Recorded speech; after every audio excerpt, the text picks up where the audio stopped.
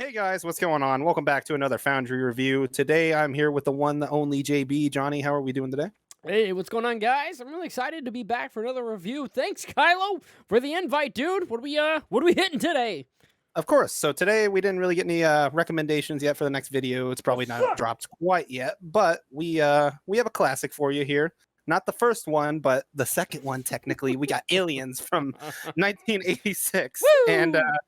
this banging little film with all sorts of like goofy, lovable characters going on. I don't think any of these characters are meant to be goofy, but yeah, you can get a couple laughs at it. This is actually one of my favorite movies of all time. This movie right here, like, Really? yeah, I love alien stuff. I'm sure you know that. People that are fans like of my channel, maybe even yours, like I love aliens like so fucking much. Maybe one of my next tattoos doing something alien related, but yeah, I've seen this film probably like 100 times. Every week I go to Blockbuster with my family. I'd go rent this movie because for some reason my parents didn't buy it for me because I was dumb or something. But I don't. I love this movie so much. Like I love every alien game I can get my hands on, even ACM, that piece of shit. But yeah. When's the last time you probably watched this movie? Oh shit. Well, bits and pieces today, but like in full. I would probably say it'd have to be like maybe middle school for me, like maybe 2012, 2013. Damn, that's almost a decade. You should Yeah, revisit this. Like you said, it's a classic. it Yeah, is. It really is a classic. It's a And shame. It's a shame you talking about like we couldn't start with the first movie because I really enjoyed that one too because it was interesting to see that movie come out. Yeah, it was '79. I really enjoyed that movie because like the special effects with everything like that of is trying to achieve the aesthetic of just the future and everything and how everything just looks so classical and just old as hell, but at the same time of it just like looking futuristic as fuck. And just man, that creature design too is intense, and it's pretty crazy for the first film. And with this one, they just amplified it. They kind of turned off the horror by a bit, and they just upped the action. Like it was a hot movie, man. It was hot. Lot of fucking hot action. yeah, a lot of chest bursting action and all that stuff. And I Mm-hmm. can guarantee you, I'm sure we're going to be touching base with all the movies. This is probably going to be a long road that we're going to be doing. Mm. I'd like to probably consider it the road to the new Aliens game coming out. Who knows? But Yeah. yeah, like a little bit of hype for that. So I guess we should go ahead and dive on in with the film picking right off from the first movie.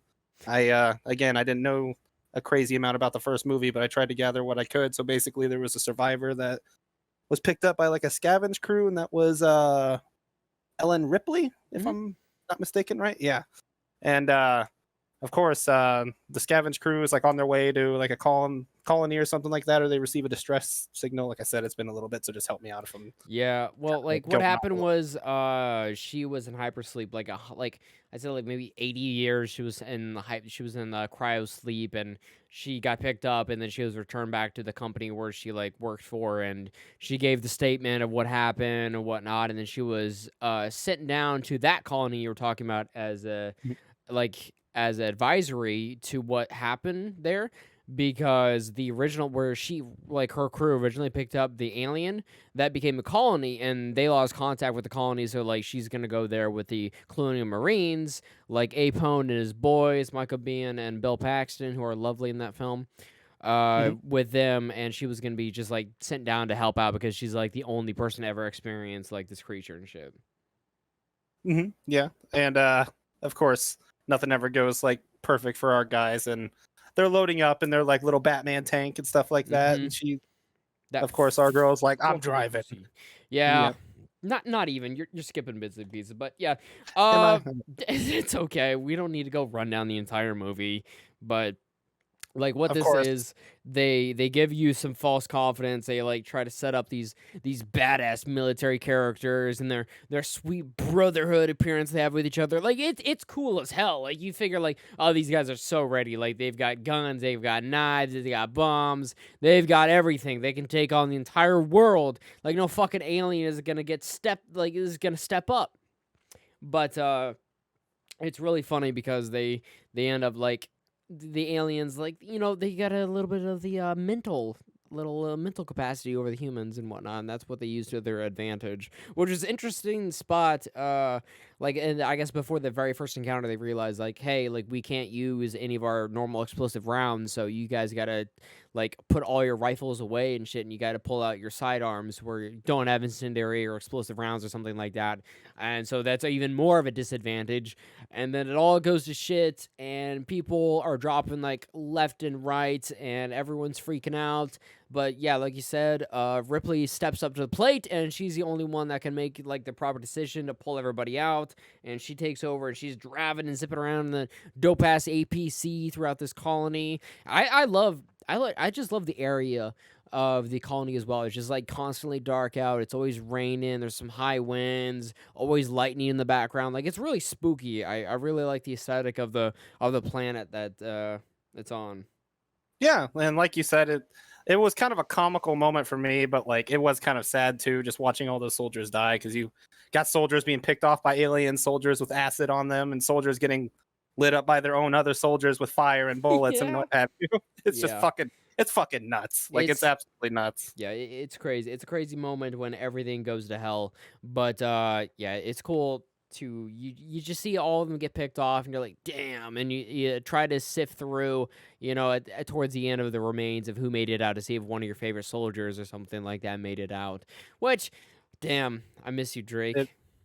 Yeah, it was not the case. Not a lot of. I think only like a couple of soldiers, maybe like 3 got out, and Yeah, of course honestly. that jackass ambassador for the company. I forget the company's name, but Wayland Yutani. that's the one. Yep. And of course he's wanting to keep the place alive, and everyone else is like, let's nuke this fucking place. Yeah, and he's like, no, we gotta keep it alive, company stuff, money, money, money, money. Which, you see how well that kind of Went for everyone else there already. yeah, including him towards the end of the movie. Yeah. Yeah. Oh, sorry. Go ahead. No, so like yeah, through the movie, it's just everyone arguing, trying to figure out what they're gonna do, picking up a couple survivors along the way. Well, actually only one survivor of the entire colony was a little girl. And Ripley, she's kind of like the voice of reason, that people start siding with her and leaning towards, a little bit towards away from the military and the Wayland Yutani guy. Like, hey, like fuck this, our lives are not worth this bullshit trying to do this. And I know, like you said, the Wayland Yutani's he kind of has a different agenda, just like the very first Alien movie, to keep some of the species alive, the alien species alive. Which is really fucked because they want to use that as a weapon, dirty, damn dirty government, and Ripley just like, no, it's too dangerous. Like, it claimed my crew, it like claimed my my childhood, being able to raise my child, and her living her life without me because I was in cryo sleep. And like, so her daughter like pretty much grew up without her. Her daughter was like looking for her for years and years, and that's what Alien Isolation is actually about, Kyler. It's about her daughter like kind of going on adventures and shit like that, and you kind of figure out like that she's been looking for her mom for the longest time. Really? I did Yeah. not know that. It's Yeah. kind of interesting. You're talking about the game, right? Mm-hmm. Huh. Yeah. So there's that going on, and as well as like I think they said there were like 300 people in that colony that were killed. So that's like 300 people that were taken from those those chest bursters and whatnot. So that's like 300 aliens or so, and counting maybe how many were actually there. But yeah, it's just a really dope. I really like the feel with the colonial Marines as well. I know James Cameron took a lot of inspiration from actual like soldiers from Vietnam. That's how he got their look and their aesthetic and how they act, with the bandanas or painting on some of their weapons and like just gear in general, which I really appreciate. I've always thought the like Vietnam War like aesthetic with a lot of soldiers, I thought it was super interesting and gritty and just like low-key just badass, Yeah. Yeah, I feel that. And I can definitely see that in that movie too.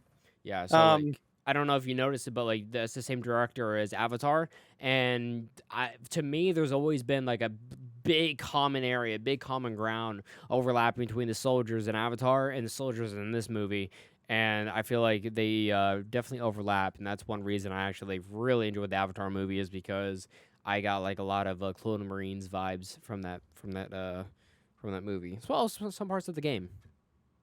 I gotcha. Yeah. Trying to remember where we picked off of the movie there. So What do you basically they're getting back to the really, ship and all that really, stuff, right? yeah, really quickly? What do you think of the alien, like the creature design of the alien? Like they call it the perfect life form, self-sustaining. Well, uh me personally, like of course I don't think that's like the perfect self-sustaining creature. Granted, it is very resilient and it's kind of fucked how it has like what I Acid for would call, blood. yeah, countermeasures where even its own death, which is very fucked. Countermeasures. That's really interesting way to put it.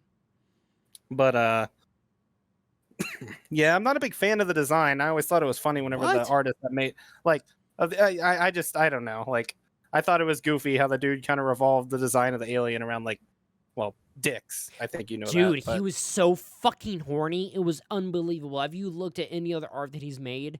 Like I've looked at a lot, and I've even seen a Batmobile. I'm pretty sure that I he's was gonna drawn. It say looks that good. to you. I Yeah, was like, like he actually created like a version of the Batmobile that was obviously rejected because it's like it's a giant cock. Like, no, dude, you're fucking weird. Stop. it's a um, bat. yeah, like he had a weird obsession with that stuff, and like there's some just like subtle sexuality like impulses like with the alien. It's kind of creepy, but hey man, do what you got to do. Like it's a really creepy design. I think it makes people uncomfortable. We've got the just pure black, and it's like the KY just slathered in KY jelly, with that thing, which is pretty crazy too. Yeah. Yeah. Yeah. What did you think of the design, though, in like your own opinion? Like, I really like it. it's, I like the double mouthing. I think it's intense and creepy.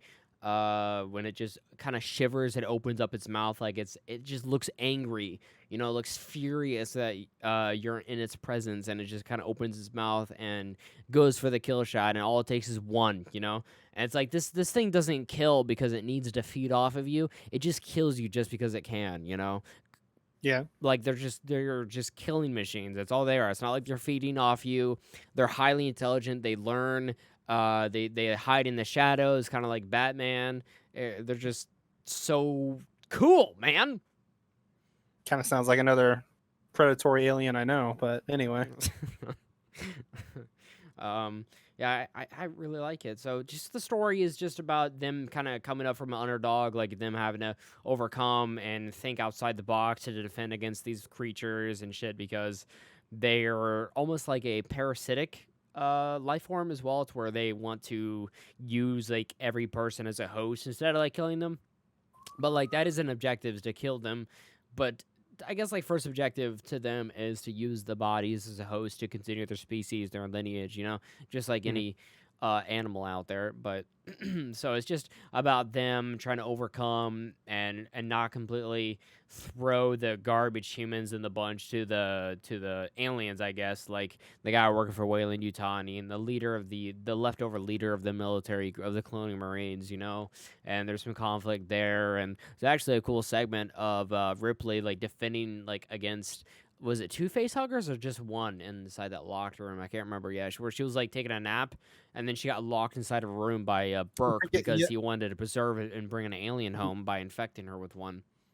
I actually forgot about that scene. Yeah, there was two face huggers, and then like luckily one of them Colonial Marines was actually able to hear all that shit going down and Yeah. able to save her. And I'm still, excuse me, I'm still kind of confused on how they were able to deduce that he was the one that like turned off the camera and just didn't do anything about it. But Yeah. it's a movie, like there's going to be plot holes. But um, Well, what I happened don't was quite that remember like what. she Yeah, she like went at him for it and said like you turn, like she's like you had to be the one to turn off the cameras because they suspected him earlier because like she went through files and stuff like that between Wayland and between like correspondence from Wayland and correspondence at the uh colony, and the colony was told by Wayland Yutani, by the company, to go out and investigate the giant thing when they told Ripley like we don't know what happened to them, when they said, but they purposely went out and told them to go check it out after they figured it out, like what was inside of it, after they figured out it was like an alien thing,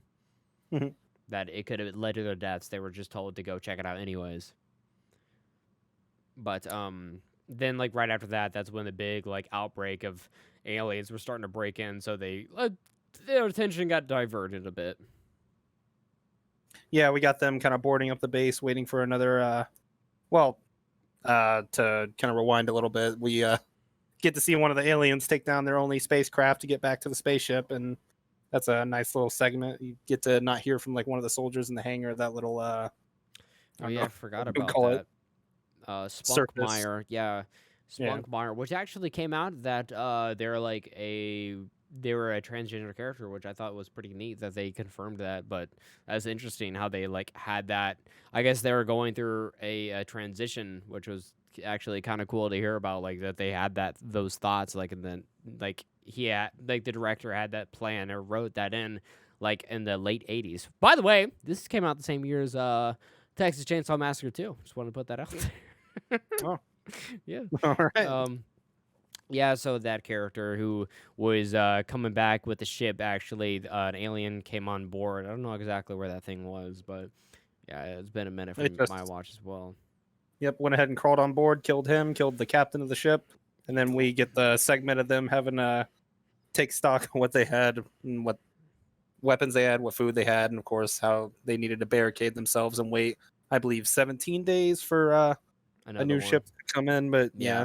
But apparently nice. there was like a reactor like was gonna go off if no one was gonna tend to it there. So they had the bishop, their android, go out and go do some stuff as well. And so pretty much like it's just them like slowly backing away and them trying to defend and just losing more and more people as they continue down the line. Which just kind of sucked to see more characters go because I liked a lot of these characters. I wouldn't say they're too likable, but like they're just cool characters, just exploding marines, just badass soldiers, and I don't see that in a lot of action movies are being like replicated in any way whatsoever.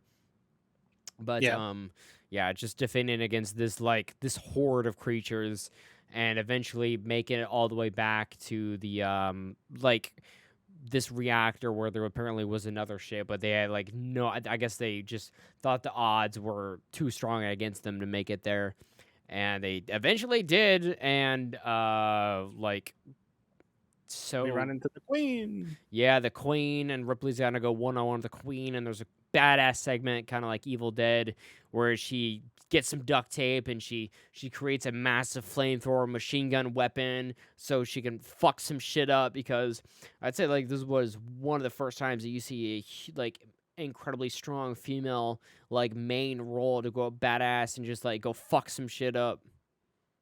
Yeah, Yeah, which is really cool to see her go one on one with the Queen and save the day and save Hicks, which was another supporting character, and save Newt, the little girl, and save half of an android who got split in half, which was pretty gory, even though like you didn't see a lot of blood, but like you saw him like get split in fucking half. That was pretty intense.